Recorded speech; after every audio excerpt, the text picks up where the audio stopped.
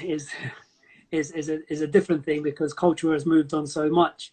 So with that, I think within the training programs and so forth, we need to be able to not necessarily manufacture it, but leave that room for creativity and freedom and people to explore and let this new millennials think and act in the way that they want to act because there's something new that's going to come out of them. And I suppose for you, in terms of your coaching within the Chelsea women's, that must be quite interesting in the sense that transitioning from coaching boys to going into coaching females at the elite level. How has that been, and how did that come about? Yeah, so I did coach girls and women before I went to Chelsea, but not much. It was actually when I was working for Camden Sports Development, we had a women's only football session at Cantlows, which was set up by Kirsty Peeling, which I used to do for, I think I might have done it for a couple of years actually, but it was just a little, drop in and play. There wasn't no teams. It was just free training for any women that want to play football really. And there is a big difference. There is a big difference, to be fair. You can't.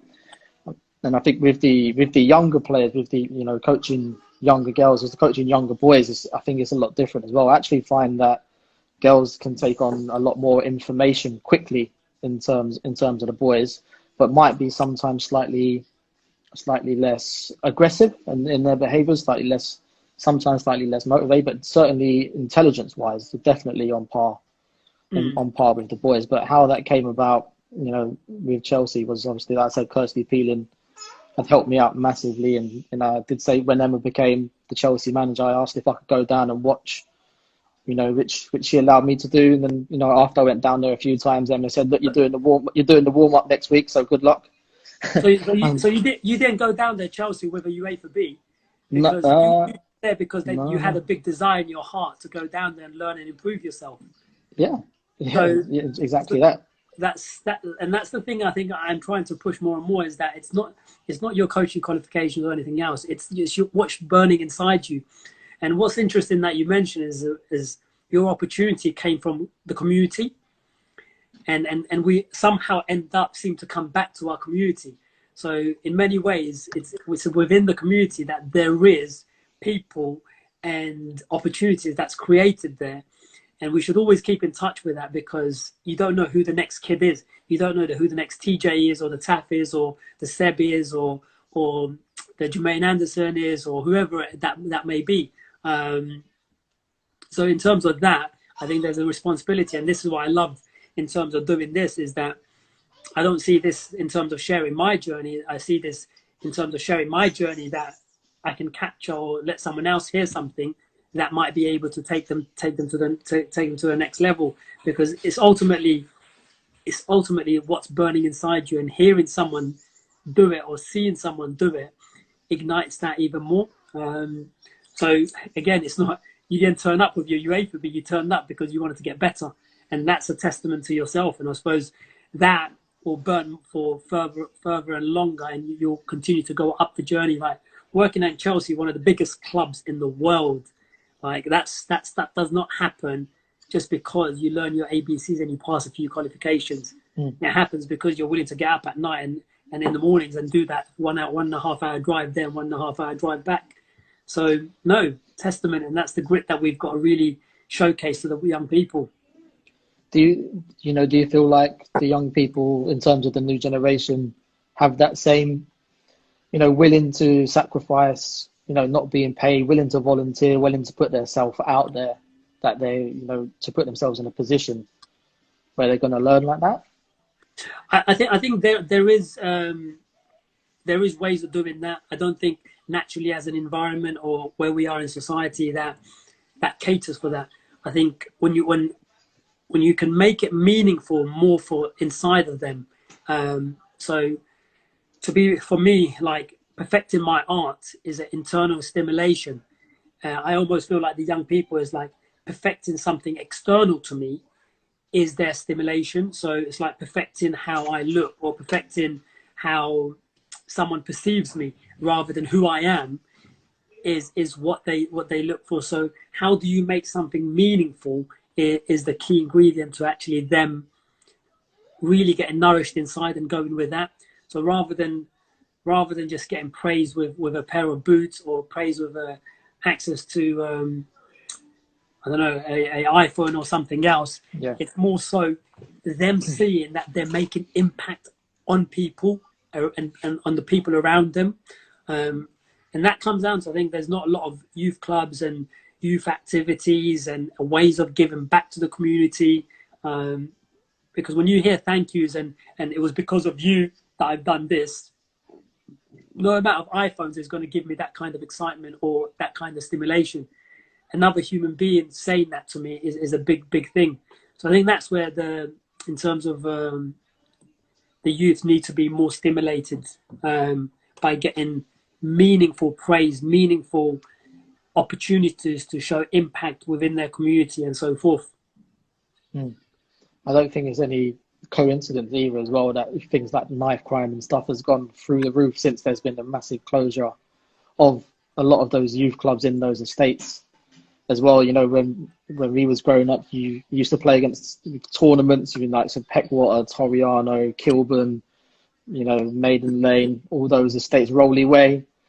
Yeah. And there was difficult places to go to. I remember we went to a tournament in Rowley Way when we had to get in the minibus and there was stones being thrown at the minibus and stuff like that. But I think there was still that you knew people there and through playing against them football. Whereas now I think without these youth clubs, without that interaction between different areas, you know, I think that's why knife crime and stuff like that has gone massively through the roof. Yeah, no, without that, I think there's a true disconnection in terms of connecting with another person on a level of enjoyment rather than on a level of I look better than you, or I'm in this group and you're in that group. So in that way, they're not getting to have that social experience with other groups from different parts of the area or even the city or the country. So in that way, there is a lack of aspirations to really go and do and experience other things. So yeah, we are missing a huge generation, and this is where the way I'm looking at it is you start in the community, and usually it tends to be people retire when they get to success and higher up, they give back to the community. But I think there's a huge responsibility to do that as role models, as young people that are doing. Following their career pathways, to keep on connecting with those that are around them and show them that there is pathways and things could be developed. Yeah, one of the things I wanted to talk about with you actually was, you know, myself and you, we had a good chance, great opportunity, you know, a couple of months ago to go to Ajax on a study trip. We was there for 4 days, and you know, I think personally, it's the first time that I'd been abroad to sort of study a different culture of football, and I was blown away. You know, those 4 days went really quickly. But what was it about that trip, if anything, that sort of stood out for you in terms of the young players at the academy, or you know, the culture that they had at Ajax? I think that you know what, it's phenomenal. Like for me, Ajax is one of the big part of my development. I remember the Ajax team of '95. You're talking your big Dennis Bergkamp. Bergkamps and Rahman and all of those. And some people, the young generation, will not know who those players were. But I remember watching that team, and then all of a sudden it was like, I want to find out more, and then start to research and so forth. So being able to go to that place after 25 years and firsthand step into the academy, it wasn't football. And that's the message that I took away, that what they done was they build young people, young players as extraordinary human beings that are good at football. So they have strong character, they have strong values. And what was amazing, remember in the canteen, you had Heitinger, you had Van Bronckhorst, you had so and so, and then you got the parents, then you got the players, then you got the gentlemen that can walk in and everyone just in it together. Power is in unity. It's not something that just happens by chance. So, in terms of their culture of having everyone having an open door policy, it just shows that you're going to build something bigger for the long run. And huge testament. I remember I was thinking about the word patience, like they show the great amount of patience. And I remember reading more about patience. And it came up with the word saliently. And saliently was just that it's bigger than patience. It's more important than anything. It's the most important thing. And it was like they're willing to saliently grow their players. They're willing to patiently grow their players. They're willing to wait for their players. They're willing to create an environment that the environment helps to develop players. I think, yeah, with that patience, I think what's related to that is, and I don't always see this in England as well, is that every single player there looked like they loved being there. And they didn't look like they was under pressure, that they was playing for one of the best teams in Europe in Ajax. And how much fun they was having in training. And I think that's something that we forget sometimes in England, that I see, you know, we're shouting at the players, we're pushing them to be better. And I think there's a place for that, without doubt. But when they're young kids, I think enjoyment has to be front and center of everything, really. I mean, like we saw, you know, they was there straight after school. They was together with their friends. They're playing football. They're there for 2 hours after training. They're eating together. There was a massive social part, you know, to playing for Ajax. And I think that's the one big thing I took away is that there has to be enjoyment. Yes, has to be a big part of the journey. 100%. And I suppose, like, remember when we were talking to the coaches and we talked about the community within the canteen and the communal space, there was no barriers and there was no boundaries. So in terms of like a nourishing environment, you never felt like you was boxed in. Like you can grow, you can expand, people can cross paths, and that is, I think is like that organic, nourishing environment. Imagine trying to grow a tree inside a box. Yeah, That tree will die. It needs to have the freedom for it to branch out and explore, and that's one of the big things that I felt that they done very, very well, was that they were willing to actually take bold risks in comparison to other clubs probably and that I've seen, and open up things and open up in a way where people get to cross paths with everyone. And I suppose that does not happen overnight. It happens over a long period of time. It's a culture, and as they said, their slogan is Ajax is a football. Ajax is a school for life. It's not for when you make it up to 35. It's for the long run. Yeah. So no, definitely one of the best trips, and that's what I recommend to other coaches as well. Is go out there and go explore and go learn, go into different environments. Yeah, but that was going to bring me on to one of the questions that I wanted to ask you as well. I wanted to ask you 2 questions to finish up. The first one would be, what advice would you give to a young player? And the second one would be, what advice would you give to a young coach? Because I know you've been a player at a very high standard, and you've coached at the elite level as well. You've done both of them. So what would be the advice you would give to a young player and a young coach? I think in terms of playing, you've really got to understand where it's got to be. You've got to love the game. Football is not about being a footballer. Football is being in love with the game. And if you love with the game, as a byproduct, you will become who you become. So you've got to really enjoy the moments that you have with your teammates at your grassroots club, when you're playing against the wall, when you're watching it. You don't fall in love because you get the shirt, because it's got to really come from inside. So love the game, and love enjoying playing wherever you're playing. Even if you have aspirations that you're playing currently in grassroots level, but you have aspirations of playing in an academy, don't get distracted from that. Just enjoy the game. The enjoyment will fuel more excitement to work hard and develop, and you'll play for longer. And longer you play, you'll get better at it as well. In terms of coaches, coaching is a fascinating thing. I used to think coaching was just purely, earlier on my journey, was about coaching players. But coaching for me is just three different things. Learn to coach yourself. What is my strengths? What areas do I need to develop on? What books do I need to read? Who can I speak to? That's coaching. You might be coaching yourself, but that's coaching. Learn to coach other people. So develop people. Okay, my friend needs help with his passing. You know what? I'll go out there and train with him. Or my sister needs help with her homework. Or my dad needs help. And that's coaching. If you can help someone to do something better because you know a little bit, that's coaching someone. And then ultimately, then coaching players. Go and coach players. Go and work for a team. Go and work for a grassroots team. Go and work for a men's team, women's team. Work in sports development. Work in netball. I remember actually, I was the only boy at the netball course when I was like 21. And I was like, what am I doing here? But I learned so much about positional play. Because you can't move, can you? You just see everyone else move around you.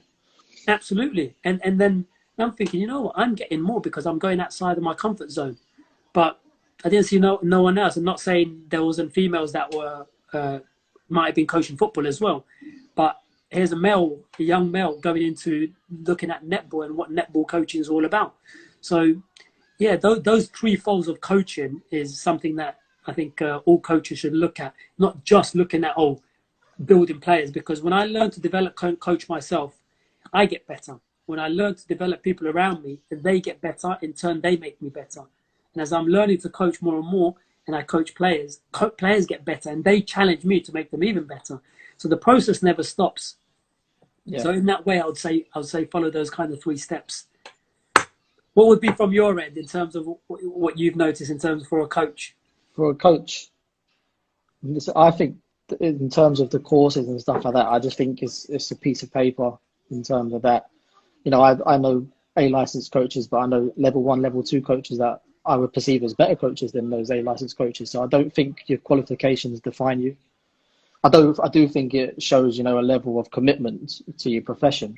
You know, there's no doubt about that. And obviously, in terms, if you want to get a job in an academy, you do need a minimum of a requirement on certain courses, whether that be UA for B or UA for A.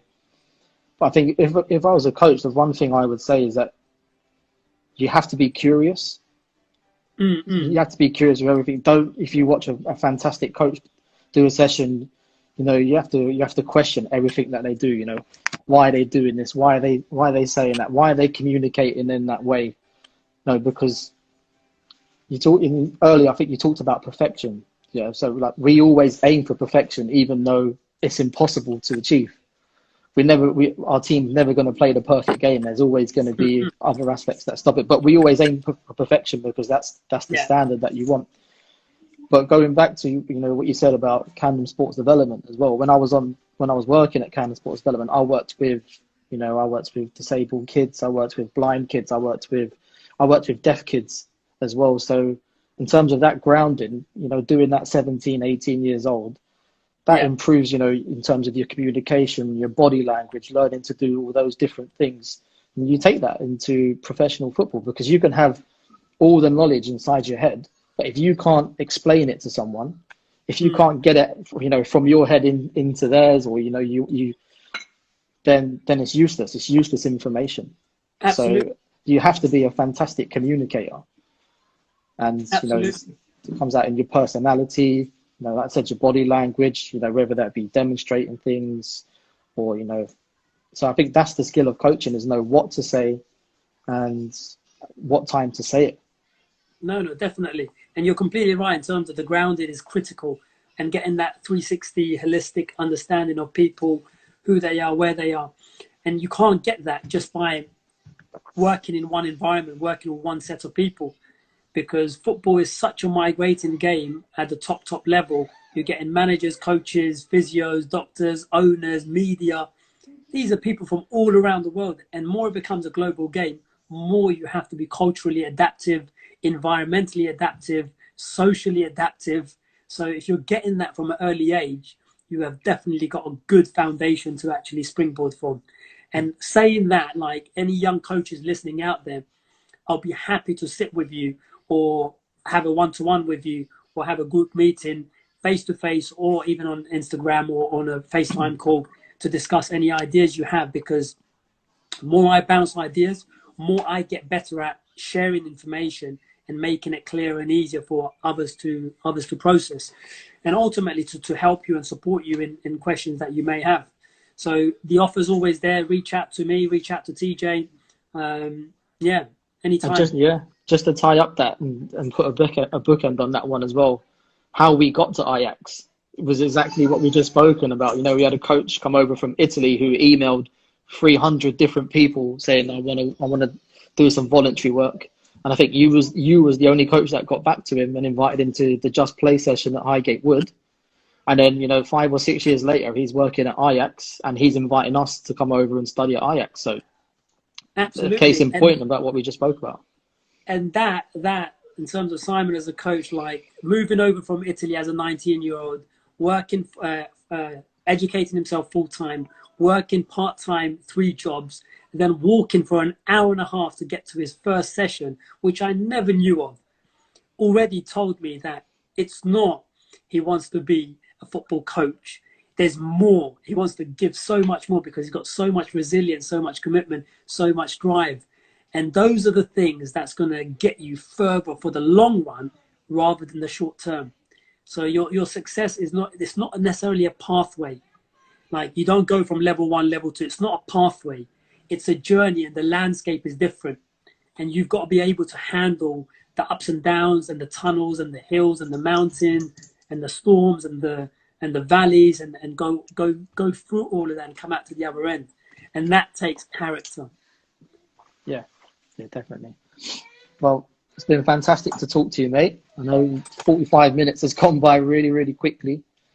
And I could talk for, 2-3 hours on this, but we'll end it there. But listen, thanks again for coming on, mate. And you was, massive help for me in the early stages of my career. Still stay in contact with you now. So thanks for coming on. No, completely. And same goes to you. We bounce off each other. No one's ever the finished article. So we're always learning. So wherever you are in your journey, keep pushing forward, keep learning, keep developing, because the road doesn't end until you choose to end it. So keep moving forward. It's a pleasure, and I look forward to talking again. Yeah, and thanks to Kentish Town for letting us do this as well. So yes. Have a good one, everyone. Stay safe. Speak soon. Take care. Bye. Take care. Bye.